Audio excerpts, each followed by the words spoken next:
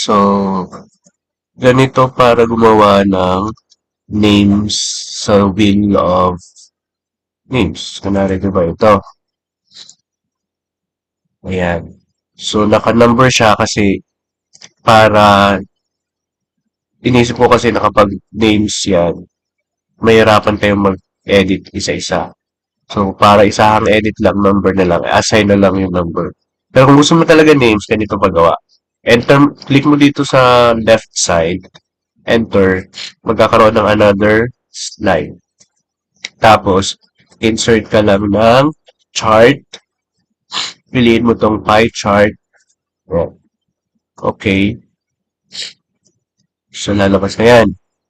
Ngayon, kung ilan yung names mo ng student mo, makita mo yan dito sa corner yan. Igagano mo. Kunyari, 34 kayo. Ayan, 34. Hindi, 34 yan minus 1 kasi di ba dito may 1 pa. So, mga 33. So, papalitan mo lang ito ng mga names. So, ito, gagawin mo lang siyang 20. Tapos, copy mo lang yung 20. Paste mo yan dito. Para lahat siya 20. So, ito yung name, kunyari, Mark.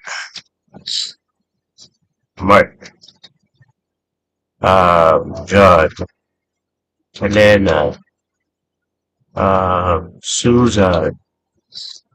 Ulitin na lang natin siya para, kunwari, ayan,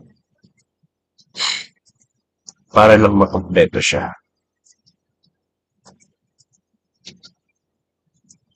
Mark. Ayan. Pagkalagay mo dyan, X mo na yan, nadyan na yan. So, click mo tong plus, delete mo, uncheck mo yung legend, uncheck mo yung chart title. So, click mo to. Ayan. Tapos, more option. Lalabas to. Uncheck mo yung value, and then check mo yung value from cells. Tapos, lalabas to. Baba mo lang yan, highlight mo lang to, tas okay. So, mapupunta siya na doon. Delete mo to. So, anuhin mo lang siya, shift ng keyboard, tapos papalakin mo siya ganyan. So, na siya. Ngayon, gawin mong kulay, after nyan, click mo lang to, and then cut, tapos i-paste mo, paste special, picture SVG, tapos, ungroup mo siya. Yes. Tapos ungroup mo ulit. Ayan na. Tapos, group mo ulit. Control G. Control G. Sa keyboard mo, Control G. So, ayan na. Sunod, gawin mong white. Nakikita mo to? White. Yan. Para magputi yung names. Tapos, palitan mo lang yung mga pangalan. Yan, pwede. Tapos, punta ka sa text option. Yung glow niya, gawin mong itim. Ayan. Medyo lakad mo, ganyan. Ngayon, shift mo ulit. Palaki ko ulit ganyan. Yan na. Ngayon, isa-isahin mo yan. Ganyan. Kailangan naka-tilt, naka-ganyan siya, di ba? Mapagod lang. Mag-isa-isa ka talaga. Di ba? So, imagine kung ilan yung... Kaya yung number, hindi ka na mapapagod mag-isa-isa. Kasi dito, isa-isahin mo pa siya. Ganyan. Oo. Pag number kasi, hindi ka na maganto. Kasi naka-number na yun eh. Pero ikaw, kung gusto mong mapagod, meron namang wheel of names sa internet. So, kailangan lang may internet ka. I-input mo lang yun. Yun. Yung another option is sa internet ka magkukuha ng wheel of names. Okay. Doon kasi,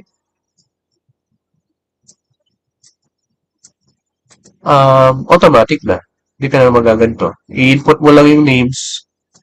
Yun na, meron na gantong mapoproduce.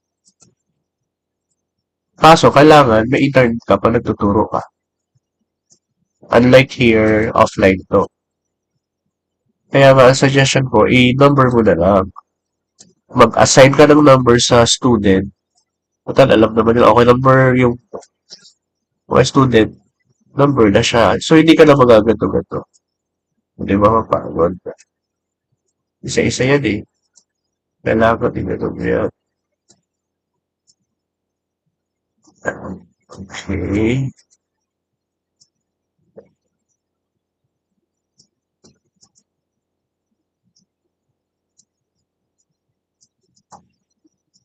Diba, matagal. Tapos, rotate mo lang rin yan. Para susa work. Diba, ang tedious gawin. Pero gusto mo kasi names, diba? Kaya may option pang isa yun sa internet. Pag sa internet, madali lang.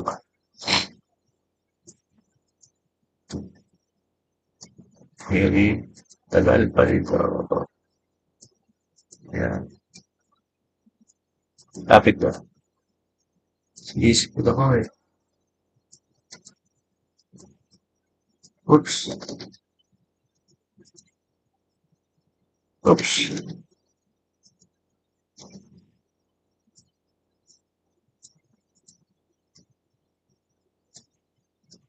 Oops.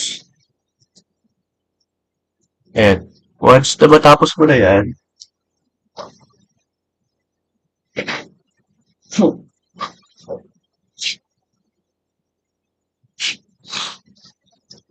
so pag natapos mo na to, yan, i-control X mo, punta ka dito sa taas, control V, tapos,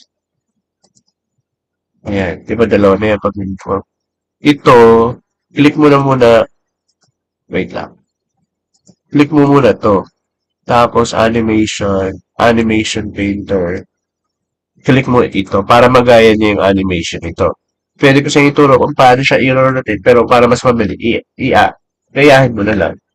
Punta ka sa animation painter, so spin, so ito to, pag kinilek mo ito dito, ito yung dalawa, so dalawa, ayan. Gagawin mo lang ito, medyo magulo siya ha, pero wala eh, ganun talaga. Yan, pag nagawa mo na yun doon, delete mo na to. Kasi na ang ipapalit mo. Ayan, tapos iunahin mo lang to. Tapos try na natin.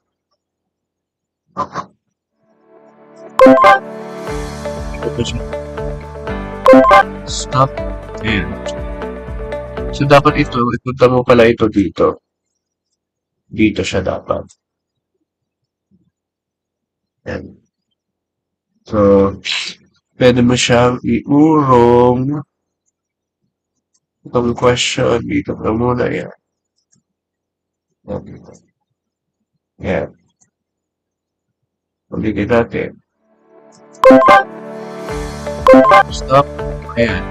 So, ganun lang yun.